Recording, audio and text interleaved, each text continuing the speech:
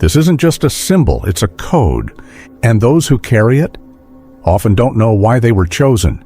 You've seen it before, a palm-shaped hand, sometimes with an eye staring out from its center, hanging from necklaces, painted on doorways, carved into stone.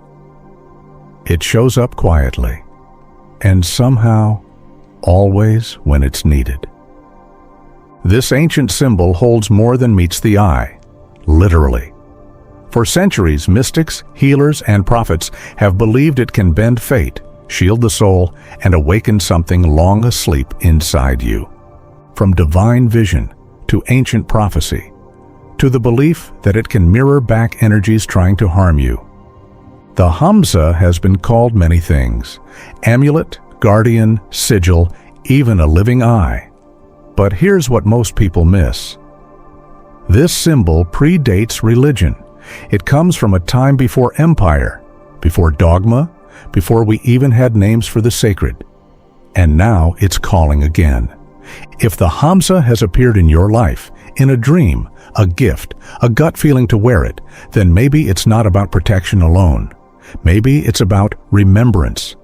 And what it's asking isn't just, what are you afraid of? But what are you finally ready to see? Long before it became a cultural token or religious charm, the Hamsa belonged to a world without borders. A time when spirit and matter were not separate, when symbols weren't decorations, but tools. The earliest traces of the Hamsa can be found not in organized religion, but in the mysterious rituals of pre-dynastic civilizations. Archaeologists have uncovered palm-shaped carvings dating back over 6,000 years, buried in ancient sites from Mesopotamia to North Africa. But this wasn't just art. These were sigils, encoded gestures used by priestesses during rites of protection and spiritual sealing. In Proto-Sumerian culture, the open hand was a sacred mudra, a gesture of power meant to direct divine intention. It wasn't about warding off evil the way we interpret it now. It was about commanding presence. To raise the hand was to call divine order into chaos. It was a cosmic signal. Here, the sacred enters. The symbol also connects deeply to Tanit, the Phoenician moon goddess. Her temples, once scattered across Carthage and the Mediterranean, often featured stylized hands flanking lunar discs or geometric grids. These weren't just aesthetic choices. Tanit's worship was steeped in sacred geometry, and the Hamsa was a map, a mystical diagram of the heavens mirrored through the human body. Her followers believed the hand channeled her protective essence, especially toward mothers, children, and seers. What's more, early North African cave art shows a repeated motif of the human hand, imprinted or etched beside lunar and solar symbols. For these ancient peoples, the hand wasn't just a body part. It was a tool of transmission, a bridge between the seen and unseen. Many scholars now believe the Hamsa evolved as a fusion of these older earth-based traditions, long before it was associated with Fatima, Miriam, or the Eye of God. It was linked to female oracles, lunar cults, and star priests who saw the hand as a vessel of cosmic law. So when you see a Hamsa today, remember, you're looking at something far older than any religion, a relic from a time when wisdom was passed not through texts, but through gesture, trance, and symbol. And the open hand? That was the original yes, a sign that the spirit world was watching and willing to answer. At first glance, the Hamsa looks simple. A hand, 5 fingers, sometimes symmetrical, sometimes not. But in the ancient world, simplicity often concealed depth. Every curve, every finger, even the direction the hand faces, all carried meaning. The 5 fingers of the Hamsa are more than digits. In esoteric systems, they represent the 5 elemental gateways: earth, air, fire, water, and spirit. These elements weren't just poetic metaphors, they were the foundational forces behind all creation. To hold them in your hand was to hold a map of existence itself. But the most mysterious part? the eye in the center. It's not just for watching. Mystics say it's meant to pierce illusion, to see not what is shown, but what's hidden. It's a symbol of higher perception, intuition, and sacred vision. Not the kind of sight that comes from your physical eyes, but the kind that emerges from within. Its direction matters too. When the Hamsa faces downward, it becomes a portal of receiving. It opens the bearer to divine blessings, compassion, and intuitive downloads. This version is often worn for fertility, creativity, and inner peace. But when the hand is turned upward, it becomes a seal of banishment, a stance of spiritual authority that says, "Not here, not now, not me." It is believed to deflect the evil eye, psychic attacks, and unconscious projections sent by others. More than just a symbol, the Hamsa is a living sigil, a visual spell that works on the subconscious. It bypasses language and logic, speaking directly to the dreamlike part of the mind where archetypes live. When someone stares at a Hamsa, even without knowing why, something inside often stirs. There's hidden geometry within it too. Esoteric traditions in Sufism and Hermeticism speak of a five-fold purification path. Purification of body, emotion, thought, will, and soul. Each finger of the Hamsa can be mapped to one of these stages, forming a visual reminder of the spiritual journey. In Kabbalah, the five fingers echo the five spiritual worlds, from the realm of pure divinity down to the physical plane. Holding up the Hamsa becomes a gesture of bridging heaven and earth, drawing the light of the higher worlds into your everyday life. So the next time you see a Hamsa, don't just look at it, feel it. Because it's not just there to be seen, it's there to activate something already waiting inside you. To the casual observer, the Hamsa may seem like a lucky charm, a quaint artifact hung on walls or worn as jewelry. But to those who study ancient energy systems, it's something far more powerful. The Hamsa, they say, is a form of mystical technology, a tool built not just for symbolizing protection, but for actually creating it. Across multiple traditions, it's believed that the Hamsa operates like a frequency anchor. Much like a tuning fork, it holds a steady vibrational pattern that resonates with protective energy.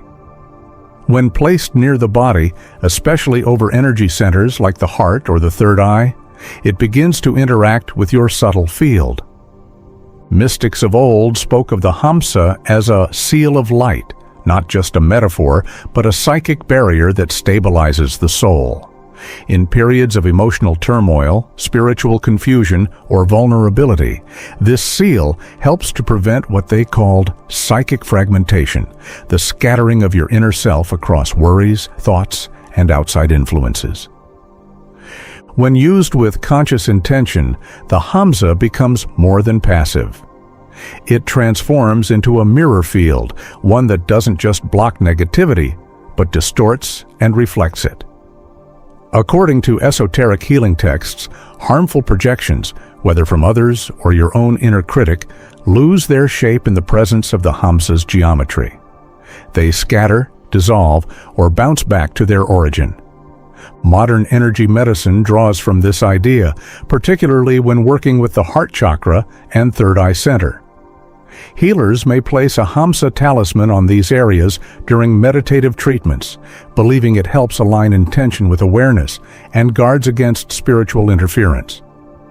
But the Hamsa's shielding ability goes deeper still. In Middle Eastern folk practices, it's said that the hand can absorb the glance of envy. In other words, it pulls the power out of unwanted attention, especially the kind that comes unconsciously, like jealousy or silent resentment. Its effectiveness lies not just in belief, but in ancient design. The curves, the eye, the symmetry, all encoded with intention. Just like a circuit board channels energy in a specific direction, the Hamsa channels protective force toward the one who wears or invokes it. So if you've ever felt more grounded, more safe while wearing one, that wasn't imagination.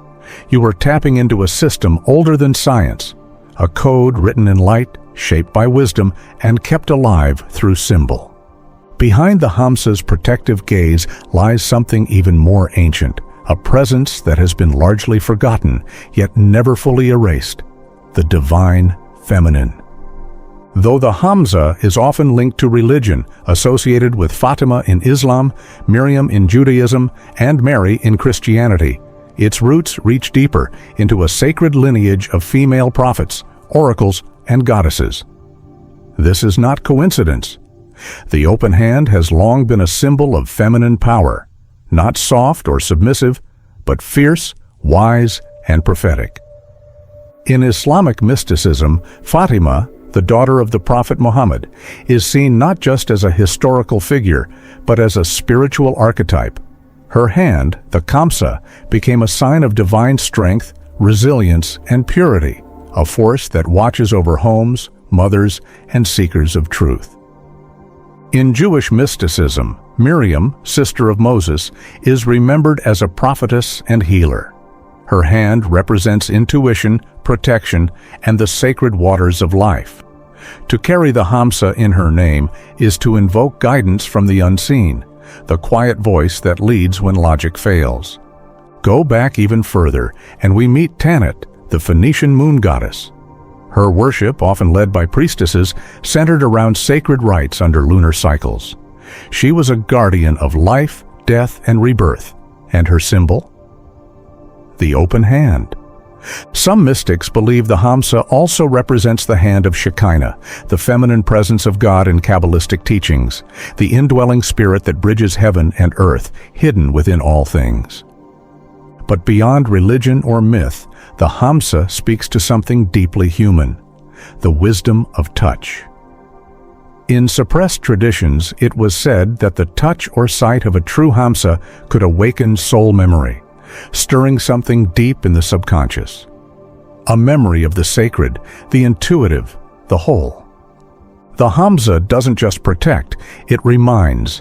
It holds the echo of feminine power that once guided civilizations, not through force, but through vision. To wear it is to walk with that vision. To see it is to be seen, not with judgment, but with knowing. And to feel drawn to it is to be called by a presence older than time, whispering, "You haven't forgotten everything." The Hamsa doesn't just appear in art, jewelry, or sacred texts. It shows up where logic can't follow, in dreams. Across cultures and time, people have reported seeing the symbol in visions, dreamscapes, and altered states of awareness. And often, it marks a turning point, a shift in perception that's hard to explain but impossible to ignore. In ancient mystery schools, the Hamsa was more than a talisman. It was said to be a spiritual marker, a sign that a soul had reached a point of readiness. Teachers in esoteric circles believed that certain symbols, including the Hamsa, could choose to reveal themselves in the inner world when a seeker crossed a hidden threshold. In these moments, the symbol wasn't teaching, it was triggering something. A dormant memory, a purpose, a path. People who've dreamt of the Hamsa often describe it as vivid, glowing, moving, or pulsing with energy. It may appear carved in stone, drawn in the sky, or pressed into the palm of the dreamer's hand. And almost always, it leaves behind a feeling of weight, of meaning. Modern spiritual psychologists might interpret this as a message from the subconscious. But in mystical traditions, the explanation goes further. The Hamsa is believed to be a living sigil, and when it reaches you in dreams, it's doing more than communicating. It's activating. There are countless stories, quiet ones shared over tea or behind closed doors, of people encountering the Hamsa in visions shortly before major life shifts, spiritual awakenings, intense losses, spontaneous healing, or the discovery of a deeper calling.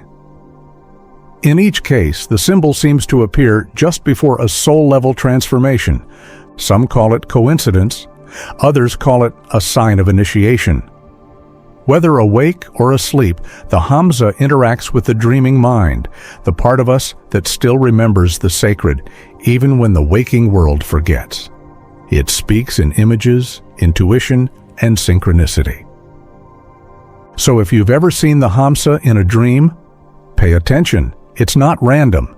It's a whisper from the symbolic world telling you, you are being guided. Now follow the hand. The Hamsa isn't just a symbol to wear or admire. It's a threshold, a bridge between the visible and invisible. And like any sacred tool, its real power isn't in how it looks, but in how it's used. To mystics and healers, the Hamsa was never passive. It was a portal, a gateway to intention, protection, and transformation. But to activate it, you don't need elaborate rituals. You need presence. Start with placement. The Hamsa is most powerful when placed over the third eye, center of the forehead, or the heart. These are not just energy centers, they're access points to higher awareness and emotional truth. During meditation, simply resting a Hamsa pendant or image on these areas can help you tune into clarity, stillness, and insight. Next, speak an intention. The ancients believed that the Hamsa holds memory, not just symbolically, but vibrationally. When you speak into it, even a simple phrase like, "I am safe," or "Show me what I need to know," the symbol begins to echo that intention back through your energy field. Think of it like coding a program. The symbol runs the script you give it. You can also draw or place the Hamsa in physical spaces. Over doorways, it becomes a threshold guardian, inviting peace in, keeping discord out. Over mirrors, it reflects emotional energy before it bounces around the room. On your altar, it acts as a centerpiece of spiritual sovereignty, a reminder that you are protected and guided. Some use it to seal space, tracing its shape in the air with a finger to mark boundaries around beds, homes, or sacred objects. Others wear it close during times of emotional or psychic vulnerability. And for those who feel called to deepen the practice, the Hamsa can become part of ritual. Hold it in silence during full moons, trace it over journal pages before writing truths you're afraid to speak. Sleep with it under your pillow when seeking clarity through dreams. The key isn't perfection, it's presence. Because the Hamsa doesn't require belief to work. It only asks that you show up, with intention, with honesty, and with heart. When you do, it no longer protects you from the outside in. It begins to protect you from the inside out. So why now? Why does the Hamsa seem to appear when life feels uncertain, when something within you is shifting? Maybe it's not just about protection. Maybe it's a sign, a quiet nudge that something deeper is unfolding. Across traditions, the hand has always symbolized action, intention, the choice to reach. But the Hamsa? It's the mystic's hand, the one that doesn't just act, it remembers. It carries the memory of the sacred feminine, the wisdom of dreamers, and the maps of seers who saw far beyond what the eye could catch. And if it's appearing to you in a dream, a memory, a moment of curiosity, it could mean this. You're not being asked to believe. You're being invited to remember what you're protecting, to ask what you're finally ready to receive, to reconnect with the part of you that still believes in symbols, not as decoration, but as language, as a technology of the soul. Because maybe the Hamsa didn't just find you.